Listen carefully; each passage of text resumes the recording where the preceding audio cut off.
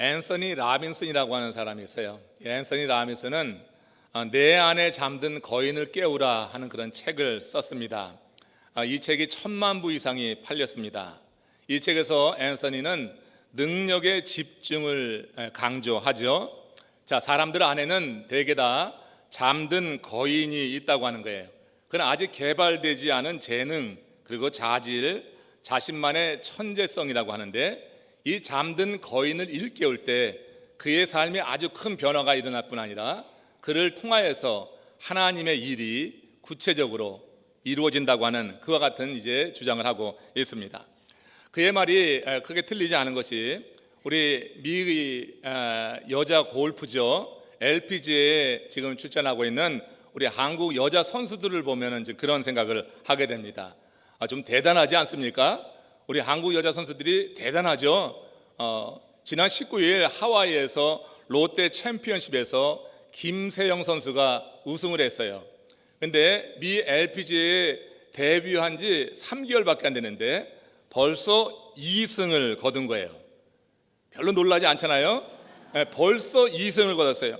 여러분, 미 프로 골프 선수 중에 평생에 한 번도 우승하지 못하고 은퇴하는 선수들이 수두룩합니다. 그렇다고 하면 이건 참 놀라울 일인데 지금 우리는 이제 별로 놀라지도 않아요. 3개월 만에 2승을 거뒀다고 하는데 놀라지 않습니다.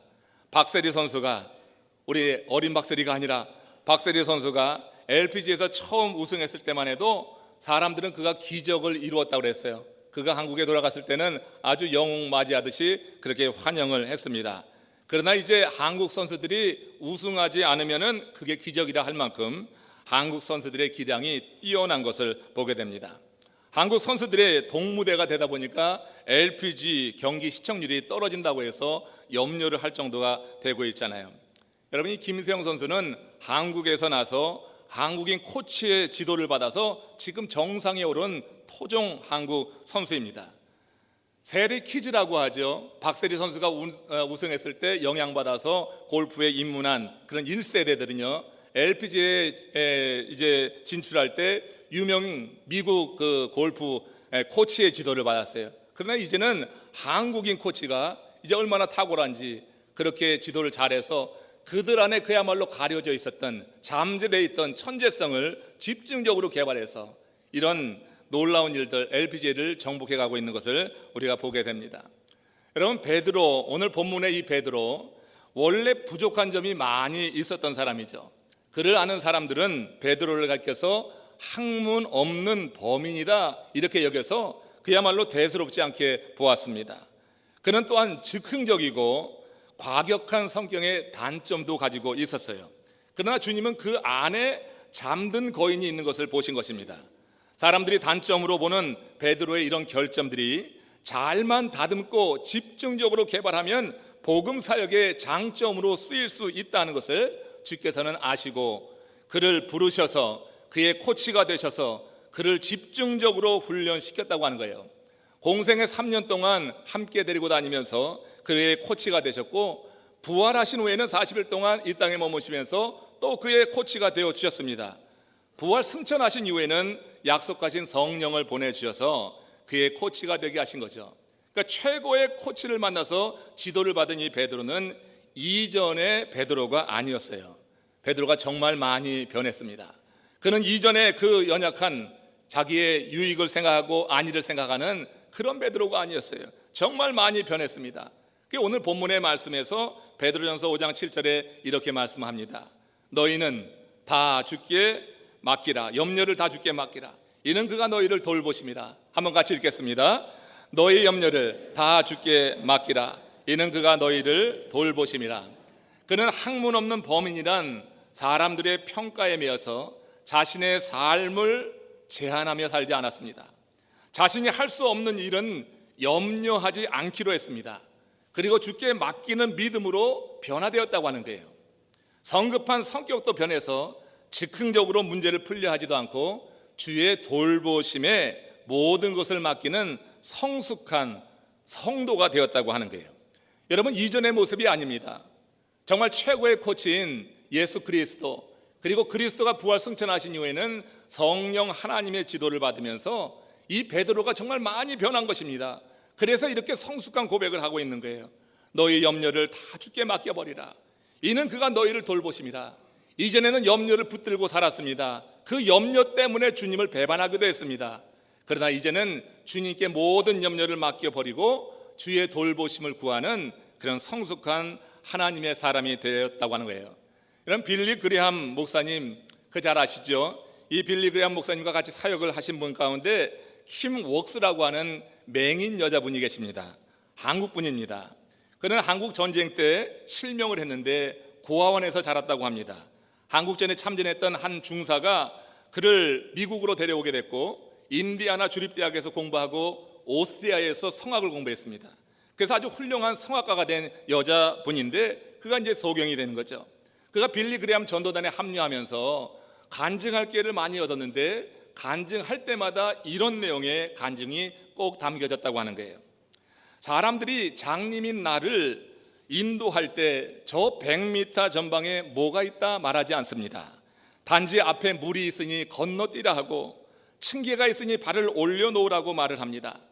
나를 인도하는 분을 믿고 내가 한 걸음 한 걸음 걸어가다 보면 목적지에 꼭 도달하더군요. 그러면서 그가 한 얘기가 결론적으로 하는 말이 이런 말입니다. 하나님이 나를 인도하시는 방식도 꼭 이와 같습니다. 하나님께서 우리를 인도하실 때 100m 앞을 말하는 법이 없습니다. 항상 발 앞에 한 단계 한 단계 한 걸음 한 걸음을 인도하시는 그런 분이라고 하는 거예요. 여러분, 인생 최고의 코치를 만나서 지도를 받은 베드로의 삶이 그렇게 변해갔어요. 베드로는 저 앞에 일을 염려해서 주를 배반했던 사람입니다. 그러나 인생 최고의 코치 성령 하나님의 지도를 받으면서 그는 이제는 한 걸음 한 걸음 주의 지도를 받는 그런 사람으로 변해간 거예요. 사도행전 3장에 보면 베드로가 기도 시간에 맞춰서 급히 성전을 향하고 있는 장면이 있습니다. 그때 성전 미문에 구걸하던 안진뱅이를 보았잖아요. 변화되기 전에 베드로라고 하면 기도 시간에 맞춰 가니라고 안진뱅이에게는 눈길조차 주지 않았을 것입니다. 그러나 그 당시 베드로는 매 순간 성령의 지도를 받는, 성령이 사로잡고 있는 사람이었어요. 마가의 다락방에서 불같이 임하는 성령의 임재 속에서 이 베드로는 성령의 사람이 되었어요. 그래서 그 당시만 해도 매 순간 성령 하나님이 지도하시는 대로 살아가고 있었다고 하는 거예요. 그 성령 하나님이 그 베드로를 하여금 미문 앞에 있는 거린을 못 본 척하고 지나가지 못하도록 하신 것입니다. 그는 기도 시간이라는 규칙의 노예가 되어서 레위인과 또 제사장처럼 그냥 지나치지 않았어요. 갖고 있는 돈이 없다고 핑계대면서 무심하게 지나가지도 않았습니다. 성령은 베드로로 하여금 구걸하는 안진뱅이를 주목하여 보게 했습니다. 그리고 주목하여 볼 뿐만 아니라 가까이 다가가게 그를 이끄셨습니다. 주목하여 보았다고 하는 것은 특별한 목적을 가지고 의도를 가지고 보았다고 하는 그런 뜻이 됩니다. 그것은 성령이 부어주신 긍휼히 여기는 마음을 갖게 되었다고 하는 거예요. 그건 예수의 마음이었습니다. 이건 여러분 대단히 중요한 것입니다. 그리고 성령이 그에게 무엇이 있는지 보게 하셨어요. 그의 주머니에 돈은 없지만 그러나 그 안에 있는 무엇인가를 보게 하셨습니다. 그게 바로 예수 그리스도였어요. 그리고 그 순간 성령 하나님이 그에게 감동하십니다. 예수의 이름을, 능력을 믿고 선포하라고 하는 것입니다.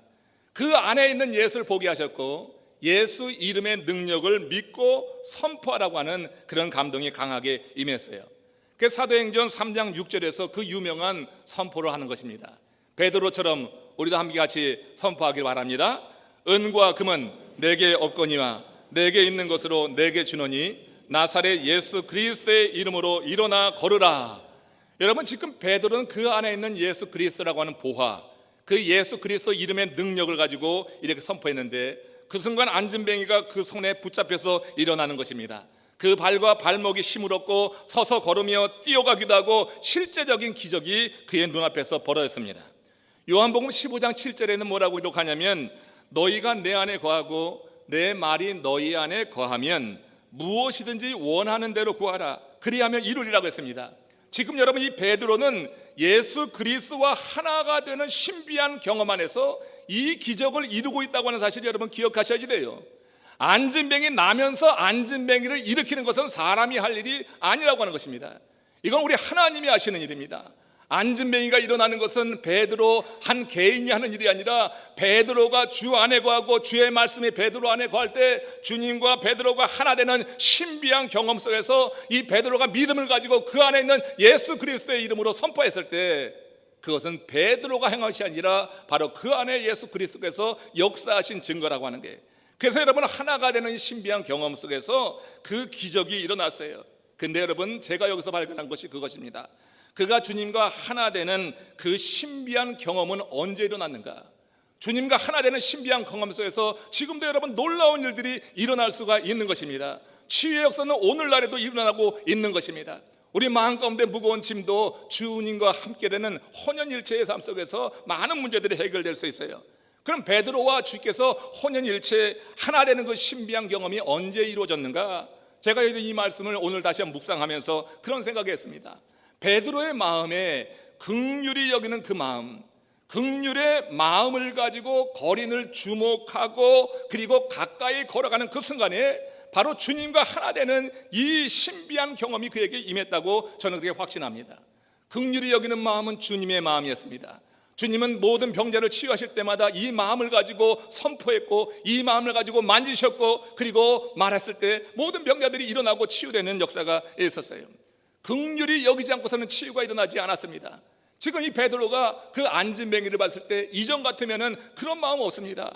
기도 시간에 쫓겨서 그 시간에 규칙에 매여가지고 제사장 레위인처럼 그냥 지나칠 수 있었습니다. 그러나 지금 성령이 그로 가지 못하게 하는 거예요. 가고 싶어도 가지 못하게 하는 거예요. 성령에 사로잡혀 있는 이 베드로는 성령 하나님이 지도하는 대로 그를 보았고 주목하여 보고 그에게 가까이 가는데 그 순간에 예수의 마음, 긍휼히 여기는 마음이 그 마음 가운데 임했다고 하는 거예요.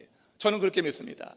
예수와 바로 이 베드로가 혼연일체 하나 되는 이 신비한 경험은 예수의 마음, 성령의 지도를 따르며 나갈 때 예수의 마음이 그에게 임하면서 그 마음 안에서 이처럼 주와 하나 되는 경험 속에 놀라운 기적을 일으켜낼 수 있었다고 하는 거예요. 여러분, 성령 하나님, 인생의 최고의 코치인 성령 하나님은 우리 속에 잠들어 있는 이 거인, 긍휼히 여기는 이 마음을 주님의 일을 위해서 우리 가운데 있는 잠들어 있는 거인을 일깨워 세울 수 있는 능력이 있는 줄로 믿습니다. 성령 하나님이 우리 가운데 있는 이 잠든 거인을 일으켜 세울 때 우리는 하나님의 일을 하는 거예요. 그때 우리는 내가 했다고 말할 수가 없는 것입니다. 그건 하나님이 하신 일입니다. 하나님이 내 안에 대하시는 말이 우리 안에 있을 때 우리는 주님과 하나 되는 경험 속에서 하나님이 하신 일에 하나의 증인이 되는 것이지 내가 그 일을 했다고 말할 수가 없는 거예요. 하나님은 하나님의 일을 이루실 때 우리들 마음 가운데 이 마음을 주시는 거예요. 우리 마음 가운데 예수 믿는 사람은 긍휼히 여기는 마음이 있습니다. 이게 여러분 잠들어 있을 때 하나님의 일은 우리를 통하여서 이루어지지 않습니다. 그러나 성령 하나님이 우리를 지도하시고 우리 가운데 있는 이 잠든 거인을 일깨우게 될 때 우리는 누가 뭐라 하지 않아도 하나님의 일을 하면서 기뻐하고 감사하고 하나님께 다 영광을 돌리는 하나님의 사람이 되는 줄로 믿습니다. 우리 교회에서 여러분 귀한 일들 많이 합니다. 사랑을 베푸는 일들 많이 합니다. 그 모든 일들이 하나님께서 우리의 마음 가운데 있는 이 긍휼히 여기는 마음, 잠든 거인을 일깨워서 성령이 우리에게 감동 주시는 대로 귀한 일을 감당해서 오직 하나님께만 영광되는 그런 일에 우리가 쓰임받기를 주의 이름으로 축원합니다. 인생 최고의 코치를 만난 베드로는 그 마음 가운데서 이 마음을 이렇게 개발하게 된 거예요. 그리고 최고의 코치 성령 하나님은 또 하나의 마음을 일깨워 주십니다. 그건 담대한 마음입니다. 이 베드로 하여금 그 담대한 마음, 잠든 거인을 일깨워주고 있는 거예요. 사람들은 역경에 부딪힐 때 세 가지 유형으로 반응을 합니다. 포기형, 안주형, 그리고 정복형입니다. 포기형은 힘든 문제를 보면 그냥 포기합니다. 눈을 감아버립니다. 도망쳐버립니다. 안주형은 역경 앞에서 포기하거나 도망하지는 않지만 현실의 그 자리에 주저앉아서 유지하려고 합니다. 이 유형의 사람들이 60에서 70% 다수를 차지하게 됩니다. 그러나 하나님의 일은 정복형을 통하여서 이루어져 나갑니다. 정복형은 전문 등산가가 고산을 마다하지 않고 오르듯이 위험에 직면해도 온 힘을 다해서 정복해 나가는 사람들입니다. 문제가 있지만 돌아가지 않습니다. 문제가 있지만 눈을 감지 않습니다. 그 문제를 극복할 수 있는 능력을 하나님께 얻어서 정복해 나가는 거예요. 여러분, 베드로의 인생을 보면은 베드로는 이 성령 하나님의 코치를 받기 이전에 포기형이었던 것 같습니다. 그러니까 용기는 있었던 것 같지만 사실은 결정적인 순간에 포기하는 포기형의 유형을 보이고 있어요. 이 포기형의 베드로가 정복형의 인간으로 변해간 것은 성령 하나님 인생 최고의 코치의 지도를 받으면서 포기형이 정복형으로 바뀌어 갔다고 하는 거예요. 베드로는 한때 주님을 따르다가 위험에 직면하자 도망쳐버린 전력이 있습니다. 주님을 인정할 경우에 그 뒷따를 일을 너무나 걱정해서 그냥 도망쳐버렸어요. 예수님을 3번이나 부인하고 그리고 도망치듯 대제사장 뜰에서 나가버렸습니다. 여러분, 주님을 인정할 경우에 그에게 뒤따를 일은 정말 명확했습니다. 그도 고난을 당하는 것입니다. 그 일이 너무 걱정돼서 주를 부인하고 그냥 포기하고 말았어요. 그러나 베드로는 이제 뒷감당을 주께 맡기는 거예요. 오늘 본문에 보면은 이 베드로가 걱정하는 게 없습니다. 뒷감당은 주께 맡기고 완전히 성령의 지도를 받아서 믿음의 사람이 된 것을 알 수가 있어요. 너희 염려를 다 주께 맡겨라. 이는 그가 너희를 돌보심이라. 이전에는 자기 문제 자기가 어떻게 해결해 보려고 했어요. 내가 예수를 인정하면은 그 인정함으로 인해서 내가 어떤 어려움을 경할지 그것을 자기가 걱정하고 있었어요. 그러나 지금 여러분, 베드로는 변했습니다. 너희 염려를 다 주께 맡겨버리라. 이는 그가 돌보심이라. 우리 주님께서 돌보실 것이니 염려를 맡기라고 하는 그런 고백을 할 만큼 지금 베드로는 변해가고 있는 것입니다. 베드로의 이런 변화는 최고 코치 주님의 사랑을 통해 배운 바가 참 크기 때문입니다. 베드로는 주님을 배신하고 부끄러운 모습으로 갈릴리로 돌아가서 고기를 잡고 있었잖아요. 그런데 부활하신 주님께서 그를 찾아가 주셨죠. 2주 전에 말씀 나눈 것입니다.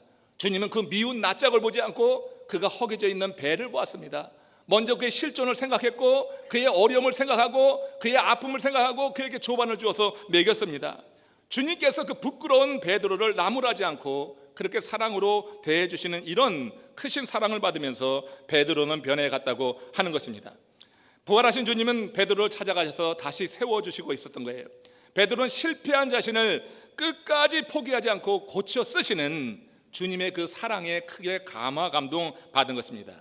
베드로가 포기형에서 정복형의 인간으로 변해갈 수 있었던 것은 이런 주님의 사랑을 온 몸으로 경험했기 때문이라고 저는 확신합니다. 하나님은 우리가 온전하고 쓸모가 있어서 사랑하시는 것이 아닙니다. 하나님은 우리가 죄를 지어서 영적으로 흉물스러울 때조차도 우리를 사랑하셨다고 했어요. 로마서 5장 8절 말씀 같이 합독합니다. 우리가 아직 죄인 되었을 때 그리스도께서 우리를 위하여 죽으심으로 하나님께서 우리에 대한 자기의 사랑을 확증하셨느니라. 베드로는 이렇게 흉물스러운 자신을 버리지 않고 품어주신 주님을 사랑하지 않을 수가 없는 거예요. 우리 주님은 우리가 아직 죄인 되었을 때 그리스도께서 우리를 죽게 하심으로 당신의 사랑을 확증해 주셨습니다. 하나님이 이 세상을 사랑하셔서 독생자를 보내주셨잖아요. 이 세상을 사랑하셔 독생자를 보내주셨을 때 우리는 그 세상에서 죄를 짓고 있었습니다. 우리는 흉물스러운 존재였습니다. 우리 하나님의 그 크신 보편적인 사랑 앞에 믿음으로 응답한 하나님의 사람들을 하나님은 거두어 주셨어요.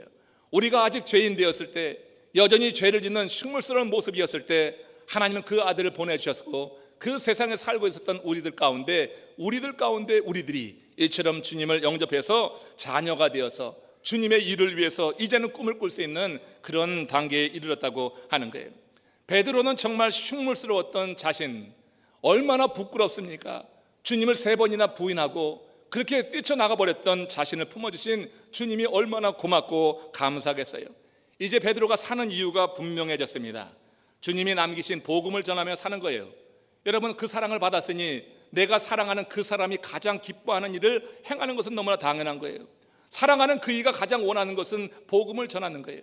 예수님은 그 일을 위해서 십자가에 달리셨어요. 그러니까 예수 그리스도께서 가장 원하시고 기뻐하시는 그 일을 위해서 살아가는 것이 베드로가 이제 사는 길이었습니다. 그는 이제 그 일을 하면서 더 이상 뒷일을 걱정하지 않았어요. 뒤의 일을 걱정했다고 하면은 사도행전 4장 20절에 있는 이 표현을 할 수가 없습니다. 우리는 보고 들은 것을 말하지 않을 수가 없다. 사내들인 앞에서 베드로를 죽일 수도 있고 살릴 수도 있는 권한 일을 갖고 있는 사내들인 앞에서 내가 보고 들은 것을 말하지 않을 수 없다, 이렇게 말할 수가 없는 것입니다. 지금 베드로는 담대히 복음을 전하는 거예요. 그가 사랑하는 주님이 그렇게 원하시고 기뻐하시는 그 일을 베드로는 행하고 있는 것입니다. 한낱 여종 앞에서 주님을 3번이나 부인하며 보고 들은 것이 분명히 있음에도 불구하고 한마디 하지 못하고 입 다물고 있었던 그가 이제는 자신을 죽일 수 있는 권한이 있는 그 사내들인 앞에서 거기서 지금 내가 보고 들은 것을 말하지 않을 수가 없다고 담대히 선포하는 거예요. 여러분, 우리가 최고의 코치, 인생 최고 성령 하나님의 코치를 받게 될 때 우리도 연약한 심령에서 이렇게 담대한 심령으로 반드시 변해가야 될 줄로 믿습니다.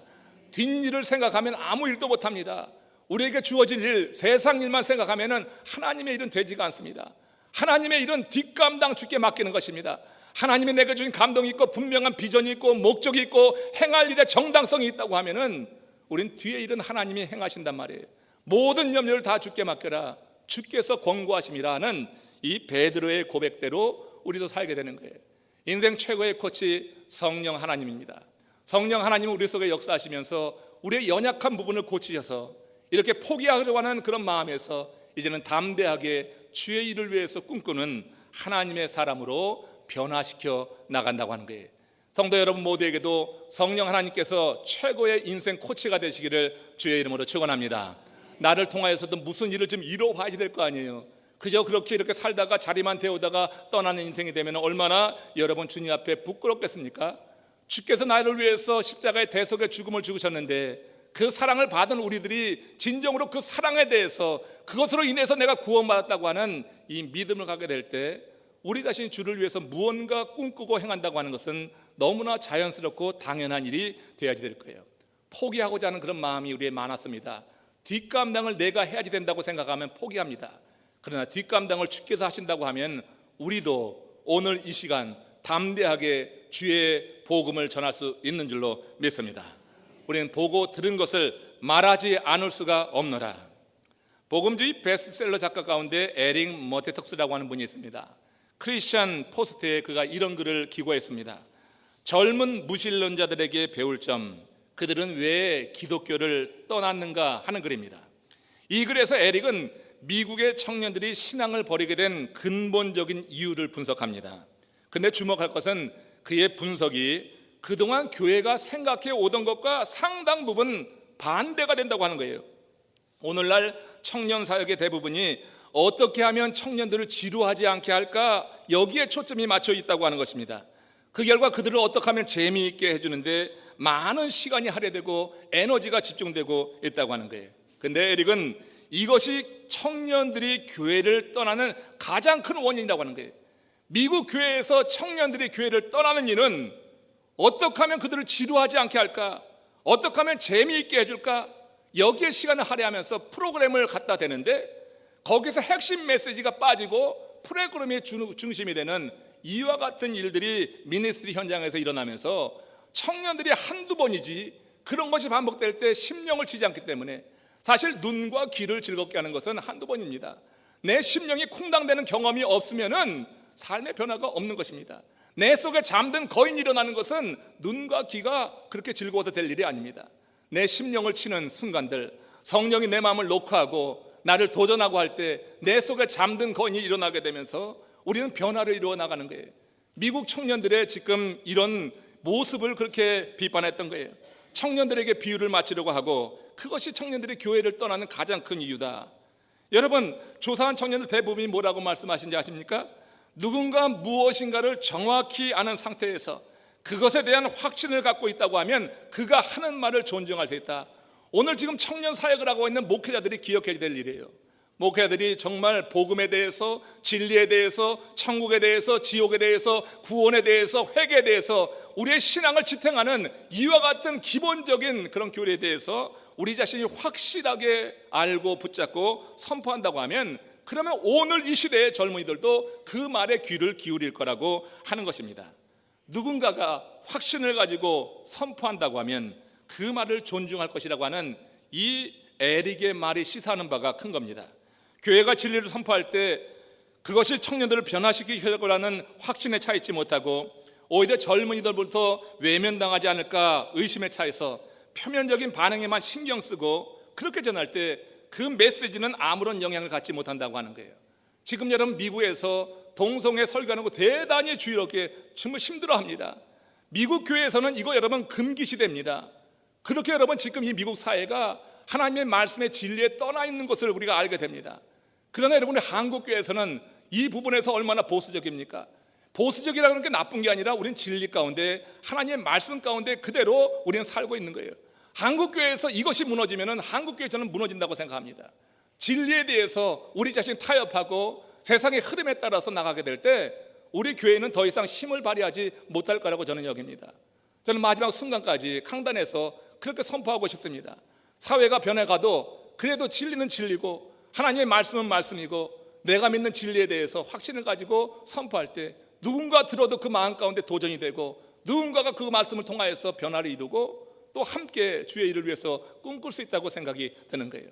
사람의 눈과 귀만 즐겁게 해주는 것 우리의 삶에 변화 주지 못합니다. 한두 번이지 반복되면 똑같아지게 됩니다. 우리의 심령에 도전이 올 때 여러분 거부하지 마시고 성령 하나님이 코치가 되셔서 내 마음에 감동을 줄 때 여러분 믿음으로 응답하시기를 주님의 이름으로 축원합니다. 하나님께서는 그렇게 내 마음의 감동이 내 성령 코치를 받아서 우리 마음에 이런 도전을 줄 때 거기에 응답하는 사람을 통하여서 일해 나간다고 하는 거예요. 교회에서 우리가 진심으로 믿어야 되는 것이 무엇인가? 그것이 정말로 우리의 삶을 바꿀 수 있고 다른 사람의 삶까지 바꿀 수 있다고 하는 메시지는 어떤 대가를 치르더라도 선포돼야지 된다고 하는 거예요. 지금 베드로가 그랬던 것입니다. 이전의 베드로, 변화되기 이전의 베드로는 보고 들은 것이 있었음에도 불구하고 그걸 선포하지 못했습니다. 어린 계집 여종 앞에서 진리에 대해서 분명히 증거하지 못했던 것입니다. 자기가 뒷일 감당해야 되고 그 뒷일에 대한 그런 염려와 두려움 때문에 그 베드로는 그렇게 비겁한 포기하는 인물이 되었어요. 그러나 성령 하나님의 지도를 받으면서 최고의 코치의 지도를 받으면서 이 베드로가 변해간 것입니다. 이제는 우리가 보고 들은 것을 말하지 않을 수가 없다. 정복형의 인간으로 변해가면서 하나님께서 그를 통하여서 이제부터 일하시게 되는 거예요. 베드로가 이렇게 복음을 전하고 있던 어느 날이었어요. 그 일로 인해서 결국 베드로는 감옥에 투옥되게 되었습니다. 뒷감당 이제 대단히 하게 되는 거죠. 그는 복음을 전했습니다. 두려워하지 않고 전했습니다. 그 일로 인해서 감옥에 투옥이 된 거예요. 근데 요한복음 21장 18절에 보세요. 뭐라고 되어 있냐면 주께서 베드로를 다시 만나셔서 네가 나를 사랑하느냐 3번 묻고 그 다음에 하신 말씀이에요. 남이 내게 띠띠우고 원하지 않는 곳으로 데려가리라. 네가 나를 사랑하느냐? 그래서 그 사랑하는 대로 내가 살겠느냐? 그러면 남이 내게 띠띠우고 원하지 않는 곳으로 너를 데려가리라 하신 그 말씀대로 지금 원하지 않는 그곳 감옥으로 지금 베드로가 들어가는 거예요. 내가 보고 들은 것을 말하지 않을 수 없노라 담대히 선포한 그 대가로 지금 베드로는 감옥에 투옥되는 거예요. 원치 않는 곳에 띠띠우고 들어가게 된 거예요. 그 당시 상황을 사도행전 12장에서 이렇게 기록합니다. 사도행전 12장 1절에서 4절 한번 주의 깊게 내용을 분석하시면서 읽어보세요. 같이 읽습니다. 그때 헤롯 왕이 손을 들어 교회 중에서 몇 사람을 해하려 하여 요한의 형제 야고보를 칼로 죽이니 유대인들이 이 일을 기뻐하는 것을 보고 베드로도 잡으려 할세 때는 무교절 기간이라 잡음에 옥에 가두어 군인 넷씩인 네 배에 맡겨 지키고 6월절 후에 백성 앞에 끌어내고자 하더라. 6월절 후에 백성 앞에 끌어내고자 하는 것은 백성 앞에서 죽이고자 하더라 이 말과 같은 것입니다. 지금 여러분 생사의 귀로에 베드로가 놓여 있는 거예요. 내가 보고 들은 것을 말하지 않을 수 없노라 한 그 대가로 베드로는 지금 자신의 힘만으로는 감당할 수 없는 그 상황에 놓인 것입니다. 이미 지금 이 헤롯 왕이 손을 들어서 요한의 형제 야고보를 칼로 죽인 그런 이제 박해가 시작되는 그때입니다. 유대인들이 그 일을 기뻐하는 것을 이 헤롯 왕이 알고서는 베드로도 잡으려 할세 그리고 잡아서 옥에 투옥했는데 그때가 마침 무교절 기간이라 무교절 기간에는 생명을 어떻게 없앨 수 없기 때문에 그 기간은 말자 해서 6월절 후에 백성 앞에 끌어내어서 그 야고보처럼 베드로도 죽이려고 했다고 하는 것이에요. 이런 생사의 귀로에 지금 베드로가 놓여 있는데 이전과 전혀 다른 모습을 여기서 보이고 있는 거예요. 오늘 본문처럼 모든 염려를 다 주께 맡긴 베드로의 모습을 한번 보십시오. 사도행전 12장 6절입니다. 같이 읽습니다. 베드로가 두 군인 틈에서 두 쇠사슬에 매여 누워 자는데 파수꾼들이 문 밖에 옥을 지키더라. 베드로는 지금 감옥이라고 하는 열악한 조건에 있잖아요. 그리고 이제 2, 3일 후, 며칠 후면은 죽을지 모르는 그런 상황이에요. 죽게 될 상황이에요. 근데 이런 상황 속에서 베드로가 뭐 하고 있어요? 깊이 잠에 빠져든 거예요. 염려하지 않는 거예요. 자신의 미래에 대해서 염려하지 않기 때문에 지금 2, 3일 후면 죽게 되는데 어떻게 자요? 자기 자신의 염려를 하고 있다고 하면 염려하지 않고 있는 그의 모습을 여기서 볼 수가 있습니다. 자기 그 양쪽으로 두 군인이 있고 쇠사슬에 매여 불편한 가운데 있습니다. 그런데 지금 이 베드로가 그 파수꾼들이 간수하고 있는 그때 잠에 빠져 있는 거예요. 얼마나 깊이 잠에 빠져 있었던지 하나님 보신 천사가 쳤는데도 비몽사몽간에 빠져나오긴 했지만 자기가 깨는지 잠든지 그걸 알지 못할 정도로 깊은 잠에 빠져 있었습니다. 시편 4편 8절에는 다윗이 이렇게 고백합니다. 내가 평안히 눕고 자기도 하리니 나를 안전히 살게 하시는 이는 오직 여호와시니라. 여러분, 평안히 눕고 자는 것은 큰 축복인 줄로 믿습니다. 평안히 눕고 자는 것, 안전하게 살게 하시는 이가 여호와시라고 하는 이 고백 속에서 다윗은 이렇게 쓰고 있는 거예요. 정말 여러분, 이 베드로의 모습이 그랬던 거예요. 이전 같았으면 안절부절하고 어떻게 자기 문제 해결해 보려고 했겠지만 지금은 두 군인 사이에서 쇠사슬에 매인 그 불편한 상황 속에서도 베드로는 쿨쿨 잠을 자고 있는 거예요. 사도행전 12장 그 이후에 보면은 하나님께서 베드로를 위해서 어떻게 일하셨는지 아주 자세히 나오고 있습니다.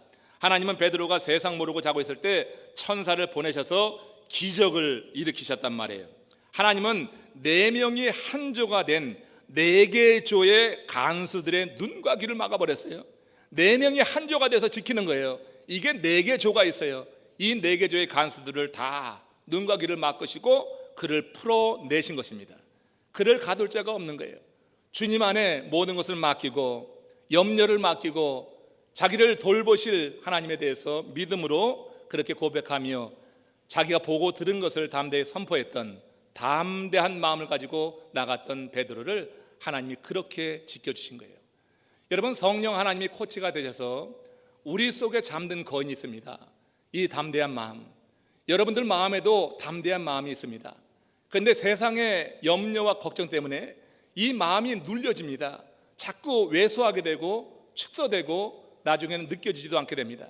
그러니까 성령 하나님께서 우리 속에 이 잠든 거인, 담대한 마음을 이렇게 세워주실 때 그때 여러분, 우리도 이 베드로와 다름없이 정말 주께서 쓰시는 인물로 변해갈 줄로 믿습니다.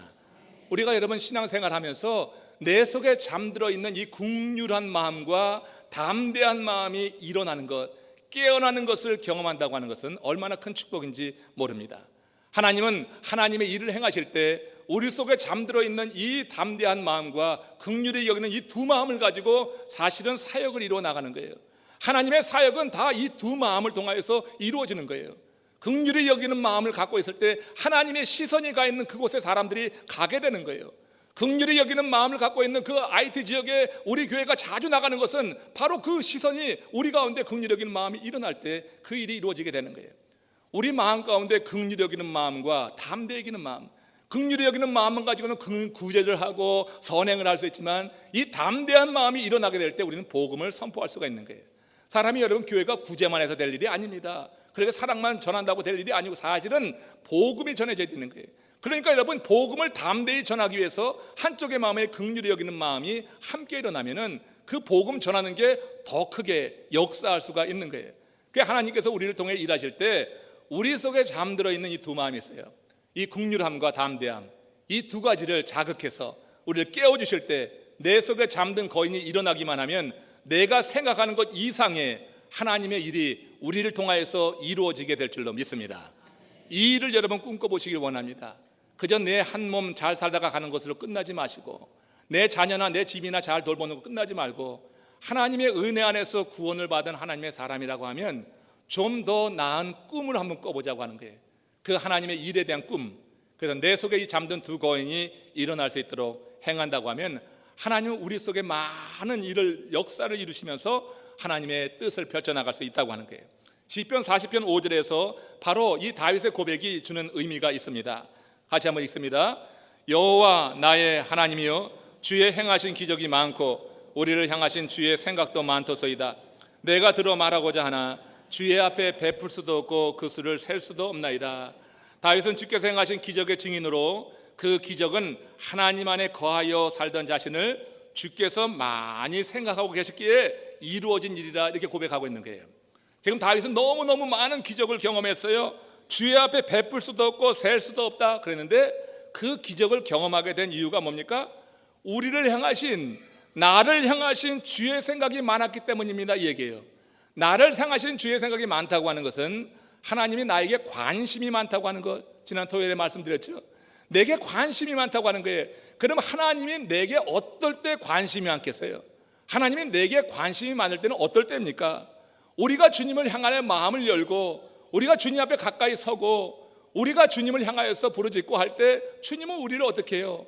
향하여서 생각이 많은 거예요. 관심이 많은 거예요. 우리를 향하신 주님의 생각이 많을 때 주께서 우리를 관심하시고 우리의 일거수일투족에 관심을 갖게 되는 것입니다. 여러분, 사람이 자기의 자녀들에 대해서 얼마나 큰 관심을 갖고 있습니까? 내가 사랑하기 때문에 관심하는 거예요. 내가 사랑하니까 생각을 많이 하잖아요. 여러분, 어머니들 아이들이 타지에 나가서 공부하고 있든지 직장 생활을 하든지 군에 가 있든지 하면은 그 아이들 생각 한순간이라도 잊고 있습니까? 한순간도 잊지 않잖아요. 내가 사랑하는 사람은 항상 생각하는 거예요. 지금 이 다윗이 그렇게 고백하잖아요. 우리를 향하신 주의 생각이 많도소이다. 하나님이 생각한다고 하는 것은 하나님이 우리를 사랑하는 것입니다. 왜 사랑합니까? 우리가 하나님의 자녀가 되었기 때문에 사랑하는 거예요. 예수 그리스도의 그 피의 공로로 인해서 하나님의 자녀가 된 사람을 하나님은 생각하시는 거고, 생각하기 때문에 관심이 있고, 관심이 있기 때문에 일거수일투족을 지켜보시고, 그러다가 도움이 필요할 때 도움을 주는 거예요. 우리 부모들이 자신들의 자녀들을 생각하다가 관심을 갖고 보다가 아이들이 어떤 문제에 봉착하고 도움이 필요하다고 하면은 여러분 뒷일 다 뒤로 하고선 달려가는 거 아니에요? 도와주는 거 아니에요? 우리 하나님께서 우리를 그렇게 바라보신다고 하는 게 관심을 갖고 있기 때문에 일거수일투족 보시다가 정말 도움이 필요한 그 순간에 주님께서 역사하시는 것, 이것을 지금 다윗은 기적이라고 말했습니다. 그 기적이 주의 앞에 베풀 수 없고 그 수를 셀 수도 없다고 말씀하고 있는 거예요. 하나님의 자녀가 되어서 하나님의 지도를 받는 하나님의 사람들에게 하나님께서 이렇게 역사하시는구나, 이것이 오늘 베드로의 고백이 되는 것이에요. 그래서 너희 염려를 다 주께 맡기라, 이는 그가 너희를 돌보심이라. 이 고백은요, 사실 베드로가 여러 과정을 통하여서 지금 상당히 성숙된 상태 속에서 하고 있는 말이라고 하는 거예요. 너의 염려를 다 주께 맡기시기를 축원합니다. 주님께서 권고하실 것입니다. 돌보신다고 하는 것입니다. 말씀을 정리합니다. 연기하는 배우들이 꺼리는 것이 하나 있습니다. 그것은 쪽대본이라고 하는 거예요. 쪽대본을 받은 배우는 다음 회가 어떻게 전개될지 알지 못합니다. 그래서 그날의 연기에만 힘쓰게 되죠. 다음에 어떻게 극이 전개될 줄 알면은 지금 감정을 어떻게 통제하고 어떻게 변화시켜 나갈지 생각이 되는데, 쪽대본을 받으니까 그날 회에 맞는 그런 감정이입만 가니까 사실 배우들은 너무나 쪽대본을 싫어한다고 합니다. 드라마 작가는 스토리가 잘 풀리지 않을 때 배우들에게 쪽대본을 보내는 거고, 우리 고국의 그 상황 속에서는 대개는 쪽대본을 보낸다고 합니다. 근데 여러분, 우리 인생의 드라마 작가가 누구십니까? 내 인생의 드라마 작가는 누구예요? 하나님이십니다. 내 인생의 드라마 작가는 하나님이신데, 하나님은 결코 우리에게 완성된 대본을 보내시는 적이 없어요. 하나님이 쓰시는 사람들에게 완성된 대본을 하나도 보낸 적이 없습니다. 하나님은 항상 쪽대본을 보내십니다. 쪽대본을 받은 배우들은 불평하지만 쪽대본을 받은 우리들은 절대 불평할 일이 아닙니다. 오늘 베드로와 같은 이 고백을 한다고 하면, 너희 염려를 다 주께 맡기라, 그가 돌보심이라고 하는 믿음을 한다고 하면, 우린 쪽대본을 받고 쪽대본에 있는 내용대로만 살면 될 줄로 믿습니다. 앞일을 염려하지 말라고요. 내일이 어떻게 전개될지 그것을 염려해서 오늘 내가 행하는 일에 여러분 스스로 제한하지 말라고 하는 거예요. 오늘 내게 주어진 쪽대본이 있습니다. 매일같이 우리는 말씀을 묵상하면서 큐티하면서 쪽대본을 사실은 받고 있는 것입니다. 말씀을 매일 묵상하는 사람들은 주께서 우리에게 보내시는 그 쪽대본을 받고 행하는 거예요. 우리 하나님 완성된 대본을 보내지 않습니다. 오늘 지금 우리가 쪽대본을 봤습니다. 여러분, 하나님이 쓰신 사람들 다 쪽대본에 의해서 그 일을 이루어 나가면서 하나님의 일을 행해 나갔다고 하는 거예요. 창세기 12장 1절에서 하나님이 아브라함을 쓰실 때 어떻게 했어요? 함께 읽겠습니다. 너는 너희 본토 친척 아비집을 떠나 내가 내게 지시할 땅으로 가라. 왜 가야지 되는지, 무엇을 하는지 말함이 없습니다. 일러주는 것이 없습니다. 그냥 너희 본토 친척 아비집을 떠나서 내가 지시할 땅, 어느 땅인지도 말해주지 않는 거예요. 그냥 가라고 하는 거예요. 그냥 집을 한번 나서보라고 하는 거예요. 방향도 알지 못하는데 그냥 가라고 하는 거예요. 이게 아브라함에게 하나님이 보내주신 쪽대본입니다. 갈 바를 알지 못하지만 이 대본을 받아들고 아브라함은 나선 거예요. 어디로 갈지 몰랐지만 나갔습니다. 하나님이 지시하는 그 땅으로 이끌려서 나갔다고 하는 거예요. 아브라함이 이 명령을 받고 주저하지 않았던 것입니다. 그 다음 대본을 아직 받지 못했지만 그는 이 쪽대본 그대로 행해 나갔던 거예요. 그런데 그 다음 그에게 임했던 대본은 더 기가 막히죠. 창세기 22장 2절 보세요. 함께 읽습니다. 내 아들 내 사랑하는 독자 이삭을 데리고 모리아 산으로 가서 내가 내게 지시하는 한 산 거기서 그를 번제로 드리라. 여러분, 앞에 그 쪽대본 내용은 따라갈 수 있을 것 같아요. 우리도 할 수만 있으면. 그런데 지금 이 얘기는 정말 따르기 어려운 거예요. 내 아들 사랑하는 독자 이삭을 번제로 바치라고 하는 것, 이거는 뭐 어떻게 따라갈 수 있습니까? 아들을 번제로 바치라. 왜 바치라고 이유도 말하지 않아요. 아니, 내게 가장 귀한 것을 앗아가시는데 달라고 하시면서 이유도 말하지 않는 거예요. 그냥 네 아들을 바치라고 하는 거예요. 그러니 이 명령을 어떻게 따라갈 수가 있겠어요? 아브라함은 인간적으로 도무지 따를 수 없는 이 쪽대본의 명령도 창세기에 보면은 두말하지 않고 그대로 따라가는 것입니다. 하나님, 왜 내게 이런 일을 명하십니까? 이건 좀 너무하잖아요. 이것까지는 내가 좀 할 수 없잖아요. 이렇게 묻지 않았어요. 그는 자신에게 전해진 그 대본대로 행했습니다. 그러다 보니 그는 어느 순간 믿음의 조상이라고 하는 그런 놀라운 영예스러운 호칭을 듣게 된 거예요. 여러분, 아브라함이 처음부터 믿음의 조상이 된 것이 아니라고 하는 사실을 알아야 돼요. 처음부터 믿음의 조상이 된 것이 아닙니다. 아브라함도 처음에는 그 대본대로 살지 않은 적이 있습니다. 자기 생각대로 나간 것입니다. 하나님이 지시하는 땅, 그 가나안 땅에 들어와서 10년이 들었을 때 대본대로 살지 않았어요. 주의 쪽대본이 오지도 않았는데 그는 자기 마음대로 애굽으로 나갔다가 수치를 당하고 거기서 위협에 처하기까지 했습니다. 그럼에도 불구하고 하나님이 자신을 포기하지 않고 세워주시는 것을 경험하면서 이 아브라함의 마음에 주님의 은혜가 깊어지게 되었던 거예요. 그와 함께 자신이 염려한다고 삶의 문제가 풀리는 것이 아니구나, 한번 실패하고 나서 그는 깨달았습니다. 하나님께 맡기고 나갈 때 하나님이 풀어주시는 것이지, 내 인생의 문제는 하나님이 풀어주시는 것이지, 뼛속 깊이 체험한 다음에 이렇게 한 단계 한 단계 오르다 보니 어느 때 독자를 번제로 드리라 하는 그런 쪽대본이 왔는데 이 쪽대본의 내용대로 행할 수 있게 되었다고 하는 거예요. 한 걸음 한 걸음 그렇게 이끌려 나가다 보니 하나님이 아브라함을 부르셔서 만들기 원하셨던 그 모습으로 아브라함이 조성이 되었다고 하는 거예요. 우리의 믿음이 지금은 연약할 수 있습니다. 내 믿음이 대단치 않을 수 있습니다. 자꾸 실패하고 넘어질 수 있습니다.